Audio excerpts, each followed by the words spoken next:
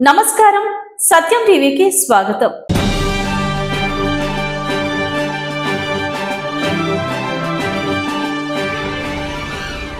తమ ఇల్లు ఆఫీసుల్లో నిబంధనల ప్రకారమే ఐటీ సోదాలు జరిగాయని పెట్టుబడుల వివరాలన్నీ అధికారులకు ఇచ్చామని నిర్మాత దిల్ రాజు వెల్లడించారు।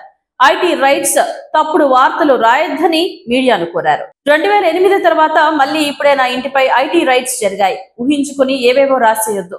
నా ఒక్కడిపైనే రైట్స్ జరగలేదు కదా, 90% ఆన్లైన్ లోనే టికెట్స్ బుక్ అవుతున్నాయి, బ్లాక్ మనీ ఎక్కడా లేదు అని స్పష్టం చేశారు। ఇన్కమ్ ట్యాక్స్ అనేది ప్రాసెస్, ఇదేమి ఇల్లీగల్ కాదు। ఇన్కమ్ ట్యాక్స్ అనేది ప్రతి ఒక్కరికి, మీరు కూడా టీడీఎస్లు కడతారుగా, ఎందుకు కడతారు? అస్సలు తప్పు ఇవే అంటున్నా।